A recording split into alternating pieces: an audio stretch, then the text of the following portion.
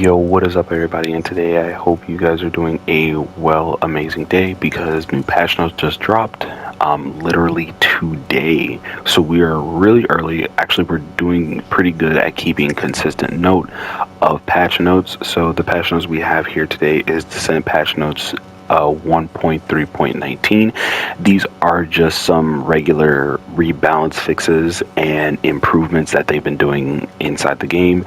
I have no idea. I looked through here and there was some good fixes and some very bad ones in my opinion, but we're gonna go ahead and get onto that. If you guys would like to see more and enjoy the content that I put out, make sure you guys like, subscribe, and do all that good stuff. I'll leave all my socials down below. For the ones that do not know, I do have Instagram, so I will be posting on Instagram some more, and probably like some of my old stuff that I have up on TikTok, so it just gets kind of pushed out a little bit more so I can have a bigger following. And with you guys' help and with anybody that watches this video, appreciate it. You don't even have to watch the video, you can just have it in the background. That's why I kind of have all my videos. It's kind of like just videos you can just have on in the background. But without further ado, we're gonna go ahead and jump straight up into these patch notes. What we have up on the first list is Dia. She did get some new Descendant rebalancing. The usability of Dia's Glacial Clash and Snowflake Clash skill has been improved, increasing the speed of Glacial Breakthrough. Increase the accuracy of the hit detection for the Glacial Breakthrough skill. Increase the skill range of Glacial Clash. Glacial Clash had a 3 times 2 meter, and I think it got increased from a 3 times 2.5 meters, and then with her breakthrough, with her glacial breakthrough, instead of it being a 2 times 2 meter, it went and upgraded to a 3 times 2 meter. They also increased the skill range of Snowflake Clash. Snowflake Clash is a 3 times 2 meters to a 3 times 2.5 meters.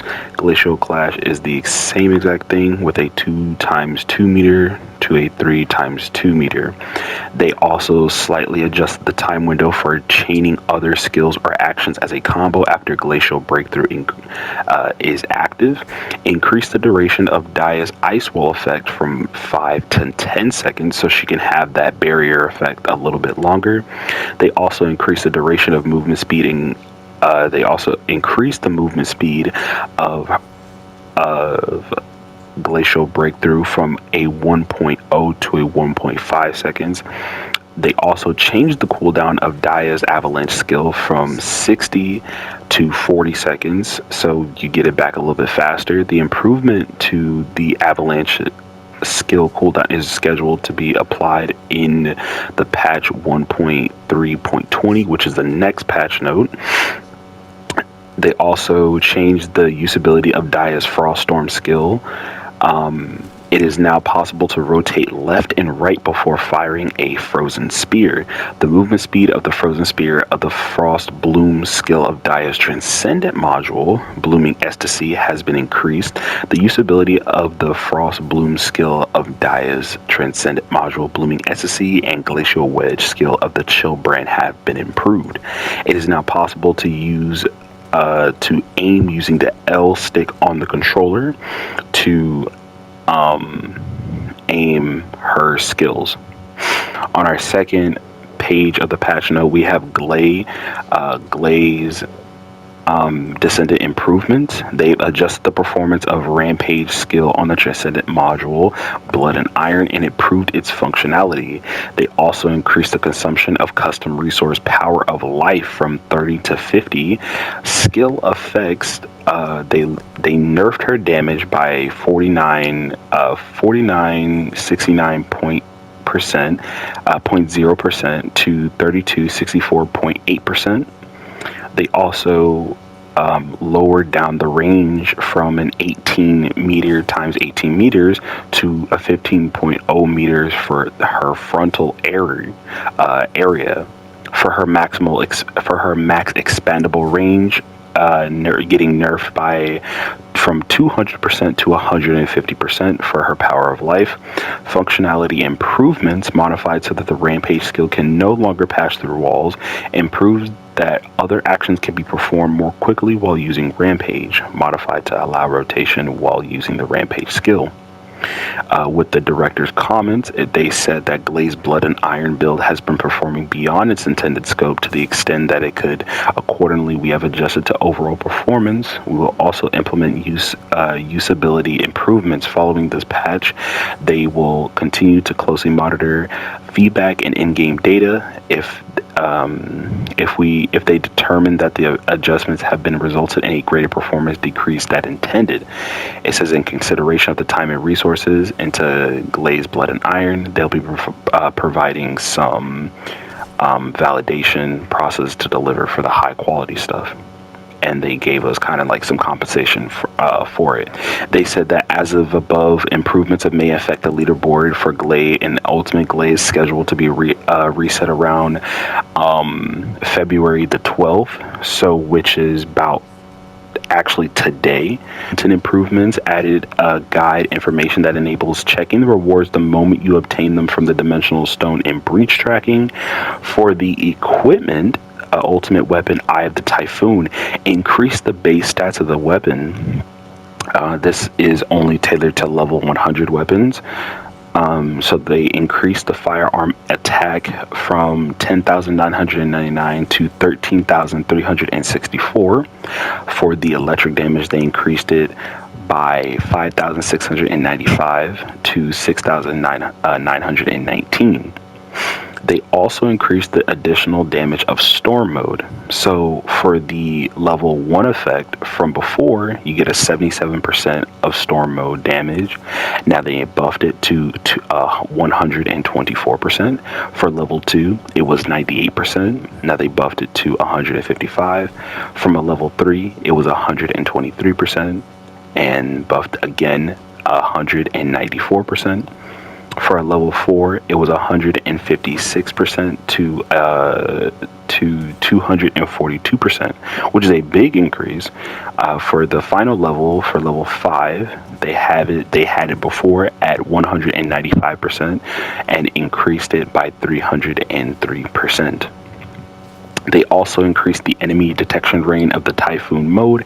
Horizontal range increased by apparently 43%. Vertical range increased by approximately 35%. Ultimate weapon, Hammer and Anvil, increased the base stats of the weapon. Again, this applies to level 100 weapons. So they increased the fire attack of the Hammer and Anvil from 13,423 to 18,121. For the electric attack, 1,343 to 1,813. They also removed the effect where the damage of the homing explosive projectile from the unique ability increased based on the number of enemies hits. They also increased the damage of the guided explosive round. So for level 1 of the unique effect level, it was 70% before. Now after, it's 50%. From level 2, from before, it was 90%. They increased it to 200%. On level 3, before, 110% to 250%. And level 4, it was 130% to 300%. For level 5, it was 150% to... After the buff, it is now 350% for the guided explosive rounds. A new event, this event tailors to new and I think returning players. No, I think new players.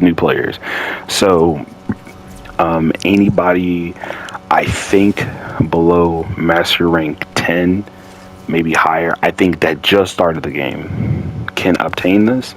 So it says that the early equipping quest of the battlefield support operation now completes instantly. It said the quests that now complete instantly are as followed: into the battlefield 9, change weapons and inventory equipment level 5 or higher. Into the battlefield 14, change weapon equipment level 10 or higher. Battlefield Prep 6, change weapon equipment level 15 or higher. They also gave lower ranked players an auto-equipped recommended equip pop-up will appear during early missions, enabling faster mission progress. For the monsters, they changed the colors of the overshield generators of the command monster Scarpage in the infiltration operation. The new one, I do not know how to pronounce that name, so I apologize. Exposed underwater base to make it easier to recognize when fully charged. Magented an issue where the outcast monster summon an infiltration operation. Exposed underwater base in intermittently displayed stuttering animations during dash movements. They also fixed to where they reassigned the controller buttons for the OK button when selecting a guide in the guide pop-up. So before on Xbox, they had it on A. Now they have it on X. And on PS, they had it on X, and now they have it on Square. For the miscellaneous, it is now easier to assign movement control buttons and options for the keyboard and mouse. When changing movement control buttons, a duplicate notification UI will be displayed for all buttons using the same button. If any buttons overlap with movement controls, abnormal behavior may occur. Please ensure that there are no overlap button assignments. The button assignment to the lounge exclusive send reaction features cannot be changed in option, keyboard, and mouse or controller. We also have some bug fixes with Descendants tailored to Glay and Ultimate Glay. They fixed an issue where using the Rampage skill of the Transcendent module Blood and Iron while knockback or knockdown immunity was already active. The effects would stack and prevent the application of skill critical hit rate, damage reduction, and other related effects. Also fixed an issue where mounting a vehicle while using the Rampage skill of the Transcendent module Blood and Iron would cancel a skill. Adjust the condition for generating life spears when using the Transcendent module Blood and Iron. When defeating an enemy, when Glay or an ally defeats an enemy, so basically so you can generate life spears when either you defeat an enemy or your ally defeats an enemy. So I'm glad they implemented that. So with Dia, they fixed an issue where the duration of Frost Bloom's skill of the Transcendent module Blooming Ecstasy was not displayed. Also fixed an issue where the explosive damage count of Frost Bloom's skill of the Transcendent module Blooming Ecstasy was not displayed correctly. They toned down the visual display of the snowflake effect of the Transcendent module Blooming Ecstasy. Fixed an issue where the light was not affected by resource reduction or potent collector. Issue where the related message was not displayed when Dia was unable to use skills. Fixed an issue where the number of hits from Dia's frozen spear would increase upon colliding with the avalanche skill. Have equipment and module fixing. It says fix an issue where status effect grants the modules were not removed when switching to a unique weapon via a Descendant skill. As above issue where having affected the leaderboard. The leaderboard for Valby / Ultimate Valby, Freyna / Ultimate Freyna, and Jaber are scheduled to be reset around tomorrow. Fix an issue where the charge gauge would not reset when switching beam rifle weapons. Fix an issue where the animation for the Eye of the Typhoon displayed abnormally in certain situations. They also fixed an issue where the beam effect was occasionally not visible to other players when firing the Eye of the Typhoon. Added the missing description for the unique ability of the unique weapon Clairvoyance. The damage of Frozen Spear is not affected by critical hit, but is affected by multi-hit. Fix an issue where hitting the Entropy energy rounds after equipping the Inversion Entropy Enlightenment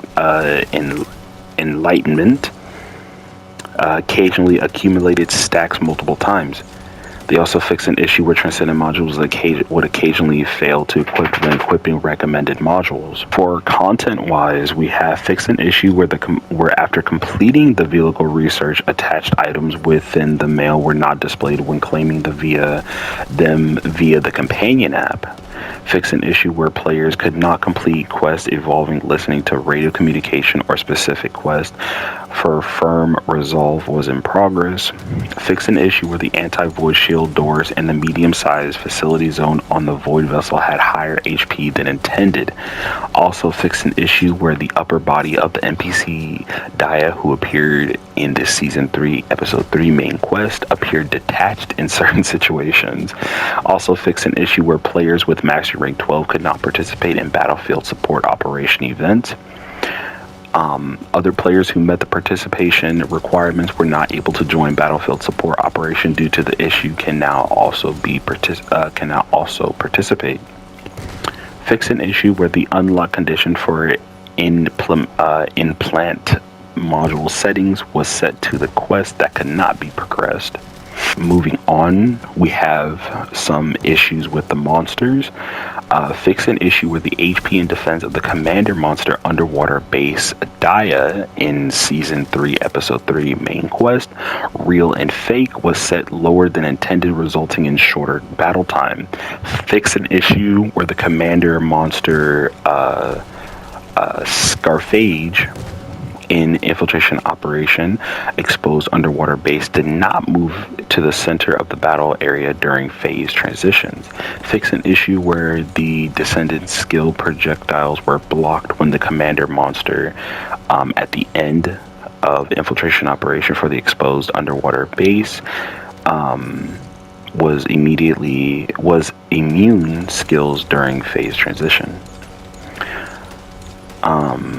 Fix an issue where the gravity enhance effect applied by the commander monster Scarphage in infiltration operation exposed underwater base would stack multiple times while already active.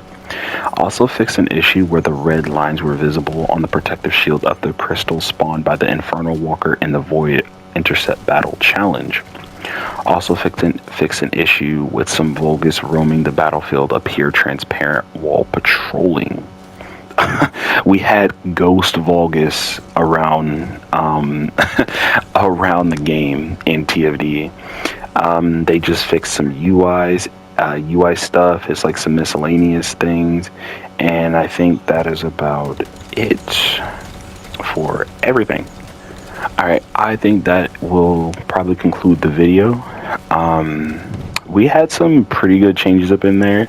I think Glay getting all these nerfs is, again, in my opinion, I think good for her because, again, they were supposed to buff Glay like seasons ago. I think all the Glay mains could be like, dude, Glay was supposed to get buffed seasons ago, but I'm glad she's getting the love that she deserves at the moment because holy, she needed that.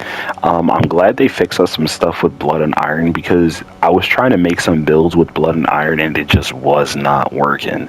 So I'm glad now I can go try to make some builds because, again, I don't use one particular character. I use like all the characters I can get my hands on. So like I use Blair, I use Valby, I use Lepic, I use Freyna, I use Bunny, I use everybody, Nell, Harris, whatever. I just haven't built Harris yet. I haven't built Sharon yet. I haven't built Ultimate Ajax yet. So those are the 3 ones that I'm planning on to build. And I'm probably going to do that maybe on stream. Who knows? But anyway, that will conclude the TFD patch notes for 1.3.19. I hope you guys enjoyed the video. Make sure you guys like and subscribe if you guys would love to see more.